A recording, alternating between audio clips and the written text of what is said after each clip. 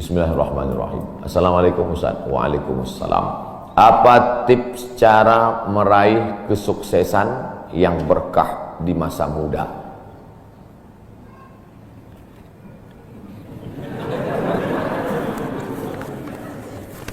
Saya tidak pernah bercita-cita menjadi apapun. Cita-cita saya dulu cuma satu, bagaimana membahagiakan orang tua. Itu saja. Ya Allah, aku sekolah, tak tahu dulu pulang mau jadi apa, yang penting bisa membahagiakan orang tua. Itu saja. Jadi setelah itu sampai, ya sudah, bisa menyenangkan hati orang tua, bisa, itu saja. Maka selalu saya sampaikan di kampus-kampus kepada mahasiswa, kalian kalau belum bisa membahagiakan orang tua, jangan menyusahkan orang tua. Ini kadang baru ngelihat namanya aja di HP dah kumat darah tinggi man. Kalau belum bisa membahagiakan dia, jangan menyusahkan dia. Maka saya di Mesir 4 tahun tak pernah saya minta duit. Tiba-tiba udah sampai ke Mekah. Mak, aku udah di Mekah. Dari mana kau dapat ongkos? Ada tabunganku sikit-sikit. Pergi ke Mekah, kerja, pulang, bayar hutang. Jangan pernah menyusahkan orang tua. Oleh sebab itu cita-citanya yang pertama mencari ridha Allah. Ridha Allah fi ridhal walidain wa sukhutullah fi sukhutil walidain. Pulang saya ke kampung, saya mau beli tanah berapa meter, ternak lele, tanam cabai, daun ubi, malam mengajar ngaji. Cita-cita saya kecil aja. Tak ada cita-cita mau jadi ustadz viral disambut di airport, tak ada. Terus kata mak saya, masa kau S2 tinggal di kampung, pergilah ke kota. Akhirnya saya menghonor jadi dosen, siang jadi dosen, malam ceramah di masjid, direkam, diupload, khutbah diupload, like and share, akhirnya viral. Diusir beberapa kali, makin viral. Dibully, makin viral. Akhirnya yang membuli saya taubat sekarang. Ini orang makin dibully, makin viral. Udah kita diamin aja lah. Itu semua itu kerja kita atau kerja Allah? Kerja Allah. Kerjakan kerja kita, urusan Allah biar Allah yang urus. Kita hidup ini sama macam bawa pancing. Kita tugas kita ambil bambu, pasang kail, cari cacing, letakkan. Masalah ikannya datang tak datang itu urusan Allah. Ini kadang banyak orang ngurus urusan Allah yang dia urus. Urusan Allah yang kau urus. Kata Allah, yang mendatangkan ikan ini urusan aku.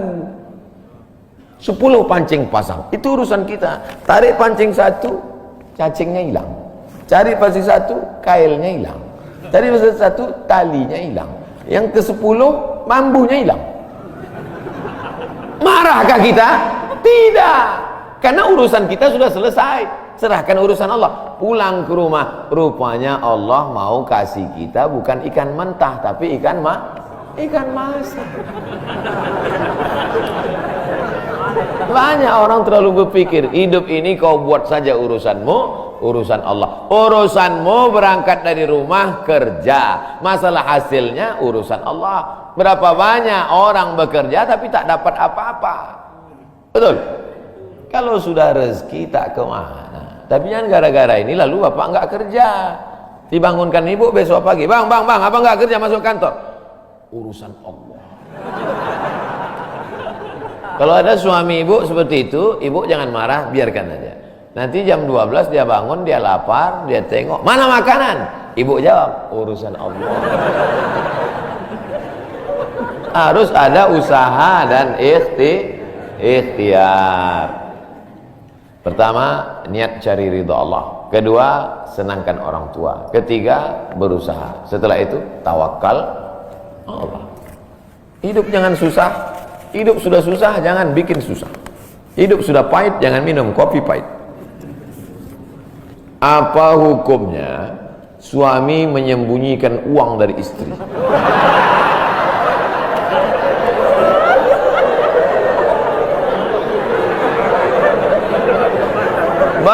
Bang, kata istrinya. Bang, ini duit apa bang? Duit sial. Oh duit sial, udah kusembunyikan kau dapat juga.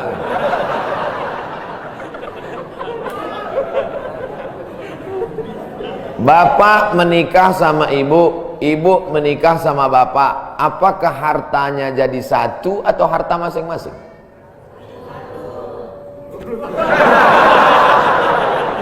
Mereka mau hartanya jadi satu dan bapak ketakutan.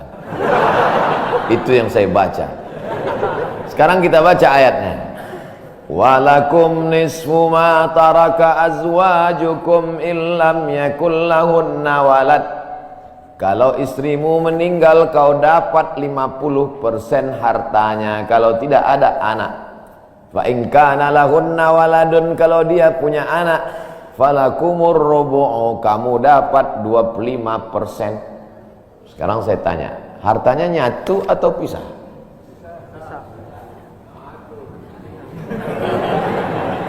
Memang kalau belum sarapan susah nangkap. Saya ulang sekali lagi. Walakum nisfu ma taraka azwajukum. Hai para suami, kamu dapat setengah harta istrimu kalau tidak ada anak. Fa in kana lahunna waladun, kalau ada anak kamu dapat 1/4. Artinya hartanya misah. Harta bapak beda, harta ibu beda. Ibu kerja, punya kebun, punya tanah, punya speedboat, itu harta dia. Bapak punya usaha, harta bapak. Meninggal ibu, 50% untuk bapak. Apa beda harta ibu dengan harta bapak? Di dalam harta bapak ada hak ibu, dalam harta ibu tidak ada hak bapak. Takbir. Saya ulang sekali lagi. Ibu menikah dengan bapak, bapak menikah dengan ibu, ibu bawa harta, bapak bawa harta. Bedanya apa? Dalam harta bapak ada hak ibu, dalam harta ibu tidak ada hak bapak. Kenapa dalam harta bapak ada hak ibu? Karena bapak wajib memberi nafkah. Kewajiban bapak 5. Pertama, kasih makan. Kedua, kasih pakaian. Ketiga, kasih tempat tinggal. Keempat, kasih pendidikan. Kelima, kasih perhatian. Lebih dari yang ini, itu bukan milik mereka lagi. Jelas? Ini ada sekarang suami setelah menikah, pas dilihat surat apa semua, tak ada punya dia. Semua atas nama istrinya. Ini orang kalau meninggal, ini tidak kena azab kubur. Karena di dunia sudah terlalu azab dengan istrinya. Dari yang saya sampaikan ini jelas tentang pembagian batasan-batasan harta, jelas? Jelas. Jadi tidak serta-merta setelah menikah, jangan mau anak perempuan kita ditipu laki-laki. Istriku, mana surat mobilmu, mana surat tanahmu, tadi kita sudah akad nikah, semua hartamu, milikku, surgamu di bawah tapak kakiku. Oh, tidak begitu. Makanya laki-laki harus ngerti, perempuan juga harus paham. Kalau tidak, sedang main bola aja ada aturannya, statuta. Kalau tidak, akan hancur. Tapi insya Allah jelas itu. Pak Ustadz minta tolong doakan ibu saya, sudah lama sakit. Nanti kita doakan di akhir majelis. Bukan cuma ibu bapak, ibu-ibu semua kita doakan. Bagaimana niatnya doanya? Bagaimana niatnya doanya mandi taubat? Nawaitu, aku berniat ghuslat taubat, mandi taubat. Saya nggak bisa bahasa Arab Pak Ustadz, bahasa Indonesia, bahasa Makassar, bahasa Jawa, bahasa Batak, bahasa Mandailing, bahasa Aceh. Saya niat mandi taubat karena Allah Ta'ala. Bagaimana cara mandinya Pak Ustadz? Seperti mandi wajib, basah dari ujung rambut sampai ke ujung kaki. Di mana mandinya Pak Ustadz? Di laut bisa. Kolaka ini 30% saja daratan Pak Ustadz, yang 70 adalah lautan. Nah, mandi di laut. Apalagi kalau sampai ke tengah laut, bukan cuma dosanya hilang, orangnya hilang sekali.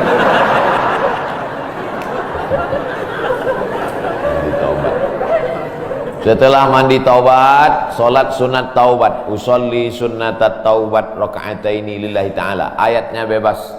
Ayat apa yang paling panjang? Hafal kau amma yatasaalun? Tidak. Wadduha? Tidak. Kulhu? Hafal baca kulhu. Di sujud terakhir banyak berdoa.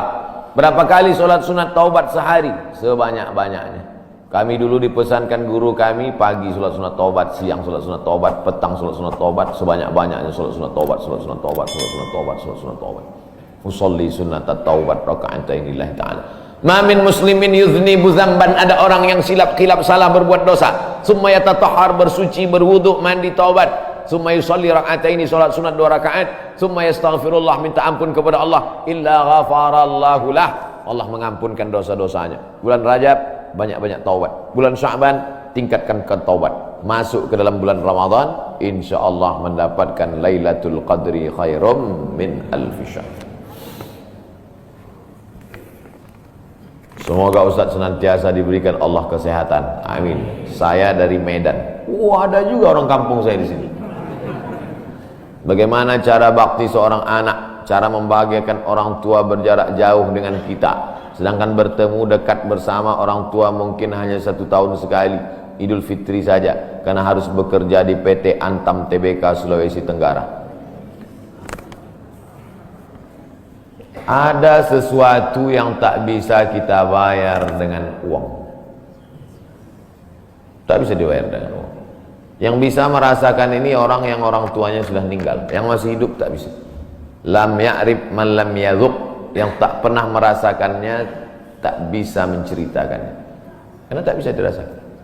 Setelah orang tua itu tak ada, barulah kita rasa dunia ini hampa, tak ada gunanya. Duit itu tak ada gunanya, mobil itu tak ada gunanya, rumah itu tak ada gunanya, apapun tak ada gunanya.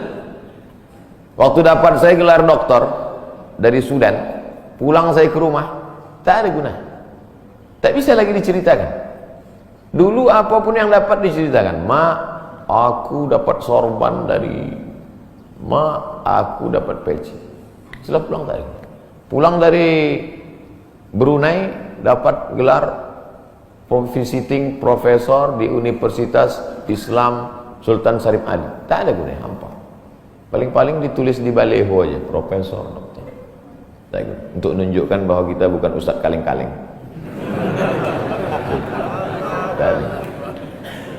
Nanti setelah dia tidak ada, barulah kau cari mana kain yang pernah dia pakai dulu, mana sajadah yang dulu dia pakai waktu sholat, di mana dia dulu sering duduk. Bekas tempat duduknya aja pun bisa menghilangkan rindu. Bekas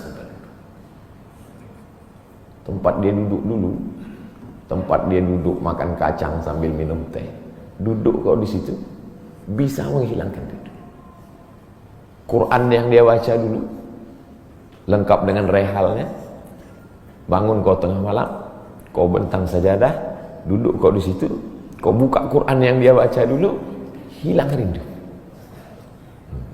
Tapi setelah dia tak ada, makanya mumpung dia masih ada, ciumlah tangannya, peluklah badannya, ciumlah keningnya. Kalau kau ada duit, kirimlah. Tak bisa, karena cari makan jauh Pak Ustaz, mesti terbang dari Sumatera sampai kemari. Apa boleh buat? Memang begitu kondisi ekonomi kita sekarang. Allah tidak marah, tapi kalau kau mampu, kirimlah. Siapa orang yang kira-kira bisa digaji, dibayar untuk memasakkan dia di rumah? Berkirimlah. Karena sampai masanya nanti duit yang banyak itu tidak ada gunanya. Sebanyak apapun kau simpan, tak ada rasanya lagi, hampa, tak ada gunanya. Maka mumpung dia masih ada, Idul Fitri paksa-paksakanlah pulang. Mahal tiket pesawat, tabunglah, teleponlah. Masih ada dia menyambut teleponmu, berikan HP yang kira-kira lama dia pakai, tinggalkan. Mak, ini chargernya, ini handphonenya, ini baterainya, persiapan kalau rusak pasangkan di sini. Nanti kalau aku telepon, sampai masanya nanti handphonenya berbunyi tapi tak ada yang mengangkat. Selagi dia masih ada, senangkanlah hatinya, kirimkanlah kain.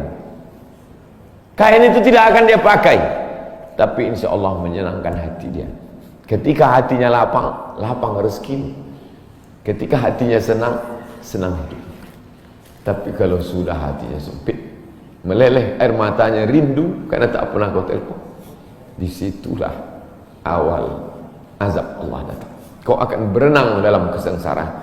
Mudah-mudahan Allah mengampuni dosa kita semua. Dosa ibu bapa. Ala hazihi niyah al-Fatihah.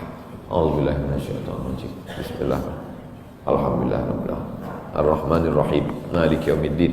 Iyyaka na'budu wa iyyaka nasta'in. Ihdinas siratal mustaqim. Siratal ladzina an'amta 'alaihim ghairil maghdubi 'alaihim waladdallin. Amin. Rabbana ighfir lana dzunubana, ampunkan dosa kami ya Allah. Wali abaina, ayah kami ya Allah. Melepuh kulitnya untuk menyekolahkan kami, tak dapat kami balas budi baiknya ya Allah. Wali ummahatina, emak kami, 9 bulan 10 hari kami dikandungnya, 2 tahun kami disusukannya, mengalir darahnya dalam badan kami, tak dapat kami balas. Tak dapat kami balas kebaikannya, sekali teriakannya saat mengeluarkan kami ke alam yang fana ini, tak dapat kami balas kebaikannya ya Allah. Kalau dia masih hidup, sahih jasadaha, sehatkan badannya, qawi imanaha, kuatkan imannya, ar-rahmazuqhal istiqamata, berikan dia istiqamah dalam iman dan Islam. Kalau dia sudah meninggal dunia, lapangkan kuburnya ya Allah. Nawwir qabraha, terangkan makamnya ya Allah. Allahumma ja'al qabraha radatan min riyadil jinan, jadikan kuburnya salah satu dari taman-taman surga. La taj'al qabraha hufratan min hufarin niran, jangan jadikan kuburnya salah satu dari lubang neraka ya Allah. Allahumma ja'al abana'ana barina liwalidiha, jadikan anak-anak kami anak-anak yang berbakti kepada orang tua. Allahumma hafazhum min kulli su' wa syarr, jaga anak-anak kami dari segala perbuatan maksiat dan dosa ya Allah. Rabbana zalamna anfusana, kami sudah banyak buat silap salah dan dosa. Wa illam taghfir lana, kalau kau tidak mengampuni dosa kami, wa tarhamna, kalau kau tidak merahmati kami, lanakunanna minal khasirin, sudah lama kami jadi orang-orang yang merugi. Allahumma ja'alna minat tawabin, jadikan kami orang yang bertaubat di bulan mulia ini ya Allah. Wa ja'alna minal mutatahhirin, jadikan kami orang yang mensucikan hati. Wa ja'alna min ibadikas salihin, jadikan kami hamba-hambamu yang saleh. Allahumma ja'al akhira kalamina inda intihai ajalina, kalau ajal kami sampai, malaikat maut tiba mencabut nyawa kami, jadikanlah yang terakhir keluar dari mulut kami la ilaha illallah Muhammadur Rasulullah SAW, kalimatu haqqin alaiha nahya, dengan itu kami hidup, wa alaiha namutu, dengan itu kami mati, wa biha nu'azu, dengan itu kami nanti akan dibangkitkan di padang mahsyar. Rabbana atina fid dunya hasanah wa fil akhirati hasanah wa qina adzabannar. Wa sallallahu ala sayyidina wa maulana Muhammad wa ala alihi wa sahbihi wa sallam, walhamdulillahi rabbil alamin. Like a Hellcat.